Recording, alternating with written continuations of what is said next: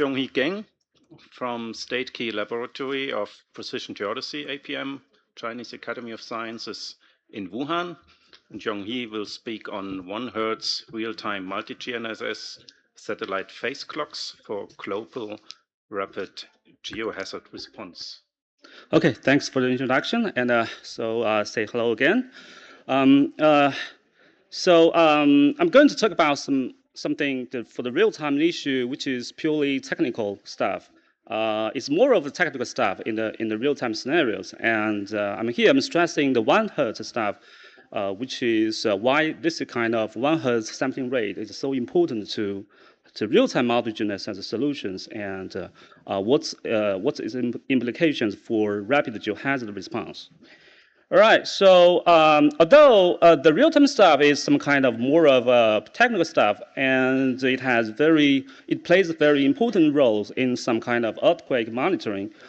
So we can use from the left-hand side of that figure, you can see the GNSS displacements in real time can capture the permanent displacements caused by some ground shaking, whatever stuff, from earthquake or landslide.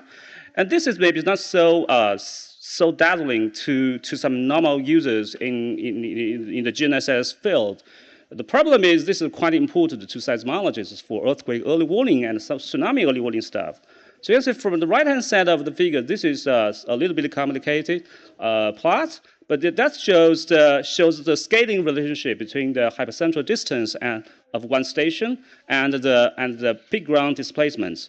So from this figure, you can easily read the magnitude of the earthquake once you have the permanent displacements from a specific station. So you may need only 1 or 2 stations to have the exact magnitude with a very small error to be computed in real time, and this is which is quite important or critical to the staff who is managing the earthquake early warning system, especially here in Chile. So then there are problems for the real-time stuff. Just now we have very great talks before me to talk about the processing efficiency, what kind of platform I'm using to process the satellite orbits, and as well as the clocks and the phase and the biases. So normally within the IGS framework, we have hundreds of real-time stations on a global scale, and normally we need to use 150 to ensure that we have very high stability of your orbit and clock solution. But this is quite challenging, as in the real-time data, you have to make sure that have the lowest latency for the solution to be disseminated to the end users, to have the real-time displacement to be calculated. So then you have to be very fast. That's why I call the real-time stuff is purely some kind of technical stuff.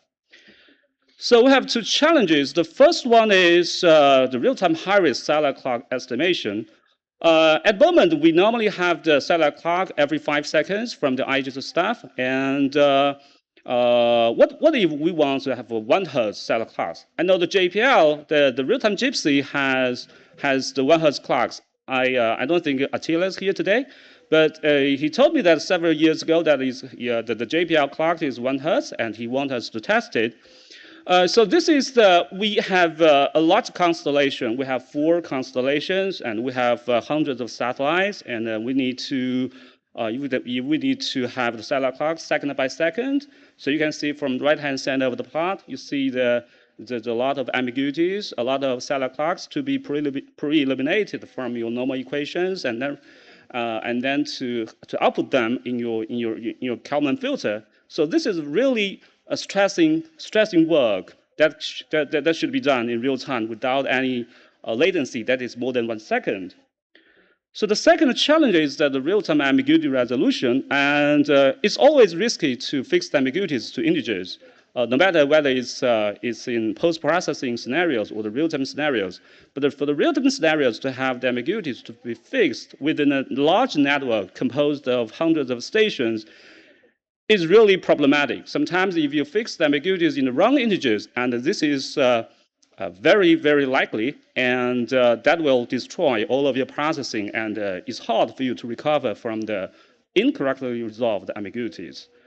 So this is for the, and we have the real-time orbit and clock, which may have a lot of biases within it, and this kind of biases cannot be identified by the network from the network side. So then that will cause some biases within your ambiguities, and then it's not easy for you to identify those integers in real time.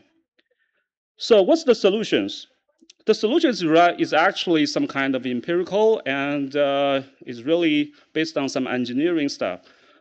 So for the Kalman filter, we use the QR decomposition to have the for the processing of the normal equation in real time.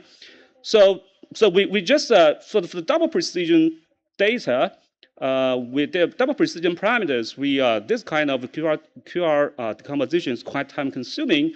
So we truncated the regional observation equations to single precision parameters for rapid processing.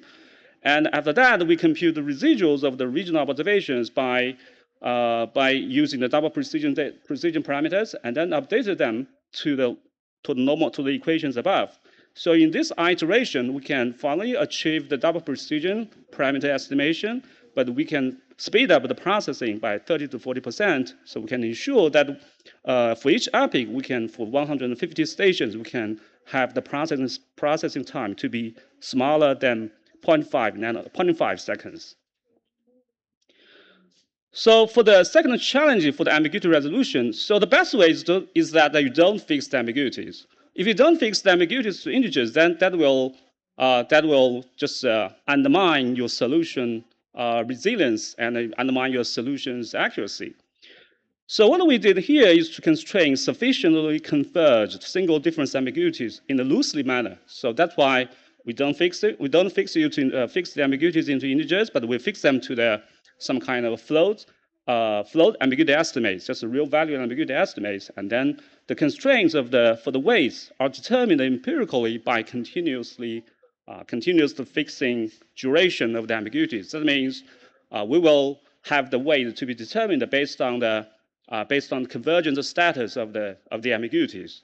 So in this way, even if we have the wrong fixing, we have the wrong constraint for some parameters, because we fix them or we constrain them in a very loose manner.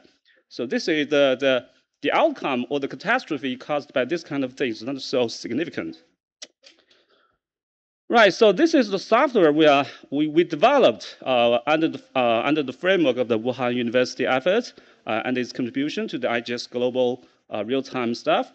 So we have the global data streams to be input, and we have IGS ultra-rapid orbit prediction part and fix them.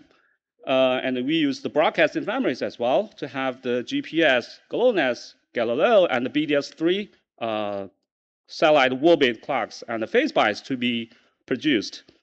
So the fundamental module for this kind of system is to have a very fast QR decomposition module, and it supports both the phase clock estimation as well as the phase bias estimation. So we have the phase bias products for all of the frequencies, and it can support the ambiguity resolution based on any arbitrary signal frequency combination. Right, so what's the result? I'm stressing the 1 Hz real-time satellite phase clock. So all of my results are related to this. So this shows these 4 panels shows 3 IGS streams and the GSIS RT stream. And you can see from the bottom right panel, you can see the 24-hour 1 Hz positioning at the user end is quite precise. It's very much more smooth compared to the other 3 IGS solutions. So this shows the error distribution in the east component in the real-time PPAR based on 4 solution streams, based on 4 orbits and clock and phase biases. And you can see on the global scale, we can have a higher position precision compared to the other 3 IGS streams. This experiment is it's a little bit interesting, and we actually, because we have 5 second, normally the IGS clock have a 5 second interval, So you have within the 5 seconds, we have to extrapolate your cellular clocks to enable the 1 Hz positioning at the user end. So you can see from the IGS streams, except the first epoch, that is precisely corresponding to the solution epoch from the Warbian clock streams. But for the following 4 seconds, you can see you have to extrapolate your satellite products, and this will actually increase your positioning noise. But if we have the 1 Hz solutions, we can see the standard deviation for the solutions quite much smaller compared to the extrapolation of your cellular clock. So this is the power spectral densities for the solution and over a long time. And we can see the green color shows the PSD of the solutions produced by GSS-RT, and in comparison to 3 solutions from the three IGS streams. So you can see in the high frequency bands, that is the rightmost part of each panel. The green line shows some smaller noise compared to some 5-second clock. So this is the benefit for the 1 Hz real-time clock. So we have very close collaboration with some global real-time data providers. So this is outside the IGS framework, and we are processing data from China's Simonac, and from North America, that is Nota network, and we have Indonesia 450 stations for the big network.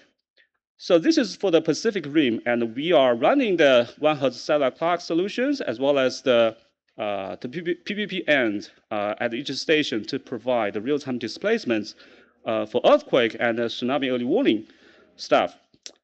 Since the year of 2019, and we have some successful cases for the detection of some big ones. But I think we don't have enough time to show them one by one today.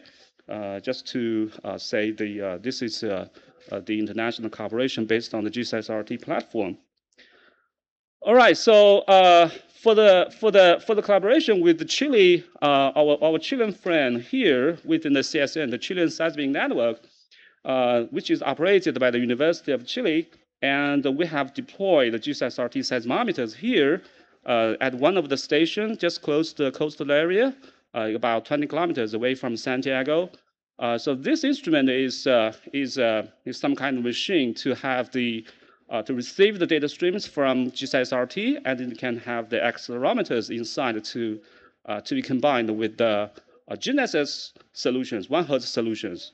So you can see from the rightmost part, from the right-hand side of that figure, you can see this shows a comparison for the purely GNSS solution. That is the red lines, red curves, and the integrated solution based on GNSS and accelerometers. That is the 100 Hertz times displacements directly output by this instrument, and the precision within 3 minutes. So you can see there's some higher noise was suppressed by this kind of integration. So it's running here, and we're going to talk about this afternoon with our Chilean collaborators on the performance of this machine since the installation of last year. Okay, my summary is that we are for the 1 Hz real-time cellular phase clocks, that including the cellular clocks as well as the all frequency phase biases. Although I don't spend a lot of time talking about the phase biases because my friend here has talked about a lot about the biases. I would like to say the 1 Hz real-time clock is possible and is important to some kind of very small displacement caused by some catastrophes. So in this case, you can have your solutions to be more useful to the geophysicists in operating the early warning systems. And the real-time GNSS could be further, the high-rate solution could be further integrated with accelerometers in an end machine for the higher sampling rate of the displacements, which could be even more useful for earthquake monitoring. Okay, that's all I have. Thank you.